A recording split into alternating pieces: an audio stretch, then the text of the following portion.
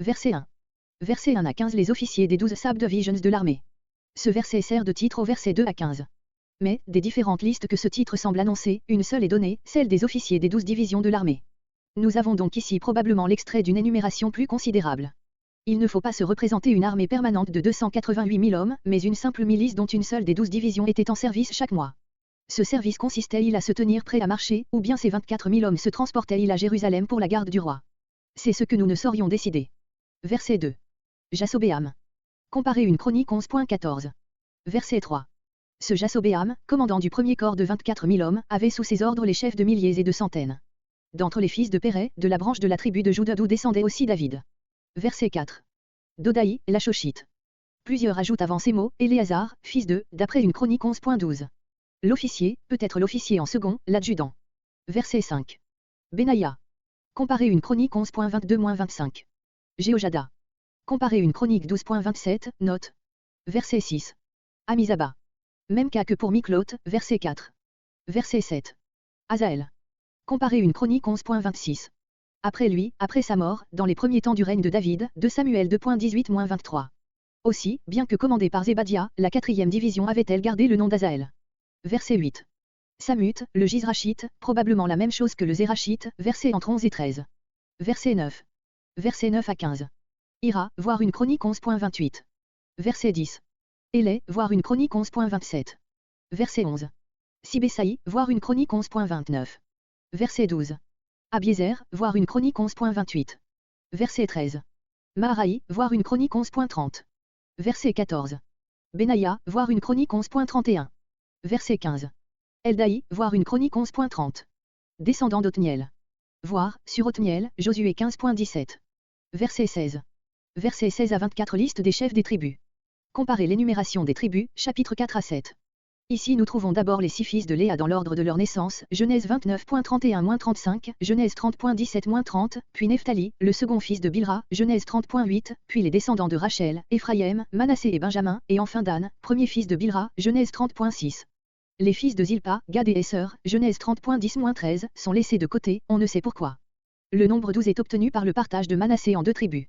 Les fonctions qui incombaient à ces chefs de tribus étaient sans doute de nature civile. Verset 17. Le souverain sacrificateur est en dehors de ces 12, mais, comme chef religieux, il obtient une position pareille à celle de ses princes. Verset 18. Élishu, d'après les 70 Éliabé, premier-né d'Isaïe. Comparer une chronique 2.13. Verset 21. En Galade, c'est-à-dire à l'est du Jourdain. Verset 23.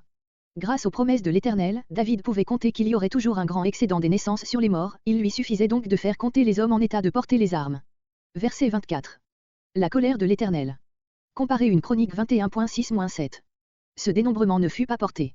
Les chiffres indiqués une chronique 21.5 ne sont donc pas empruntés aux chroniques du roi David dont parle notre verset. Verset 25. Verset 25 à 31 employés qui géraient les biens de la couronne. Les trésors du roi.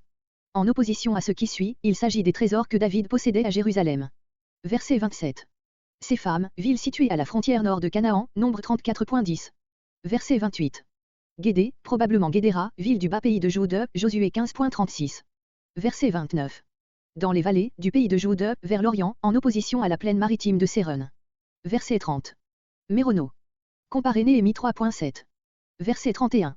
Le Hagrite, voir une chronique 5.19. Comment David se trouvait-il à la tête d'une fortune privée aussi considérable? Des expéditions heureuses, 1 Samuel 27.8-9, 1 Samuel 30.20, la part de butin qui lui revenait après ses victoires, 2 Samuel 8.4, 2 Samuel 8.7, 2 Samuel 8.8, 2 Samuel 8.12, les tribus des rois vassaux, 1 Samuel 8.2, 1 Samuel 8.14, 1 Samuel 10.19, enfin la dîme, 1 Samuel 8.15, et des présents, 1 Samuel 10.27, 1 Samuel 16.20, voilà ce que nous pouvons indiquer comme source des grands biens dont il paraît avoir été le propriétaire vers la fin de son règne. Verset 32. Versets 32 à 34 conseillers de David. Jonathan, oncle de David, nous est inconnu. Une chronique 20.7 parle d'un Jonathan neveu de David.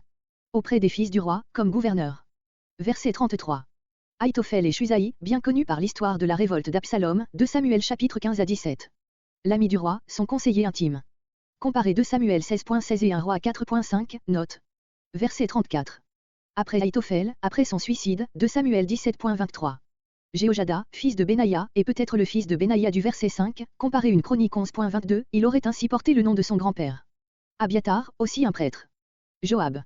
Comparé une chronique 18.15. Voyez dans une chronique 18.15-17, 2 Samuel 8.15-18 et 2 Samuel 20.23-26, des listes semblables de hauts fonctionnaires de David, qui n'ont de commun avec la nôtre que le nom de Joab. Remarque sur les chapitres 23 à 27. On a voulu voir dans ces chapitres qu'un exemple fastidieux de l'imagination statistique des Juifs. Mais toutes ces notices peuvent très bien avoir été puisées directement ou indirectement dans les sources même de l'histoire de David. Il n'y a rien d'impossible à ce que David ait fait des préparatifs pour la construction du temple, ait augmenté et organisé le personnel du culte, ait donné à son peuple une organisation militaire et civile après le dénombrement et ait pris des mesures en vue d'une sage administration des biens de la couronne. Tout cela est au contraire fort probable. Les lacunes même et les contradictions que présentent ces données prouvent que ce sont là des documents sérieux et qu'il n'y a pas ici arrangement calculé. Quant aux sources où ces renseignements ont été puisés, il faut probablement les voir dans cette chronique du roi David de une chronique 27.24.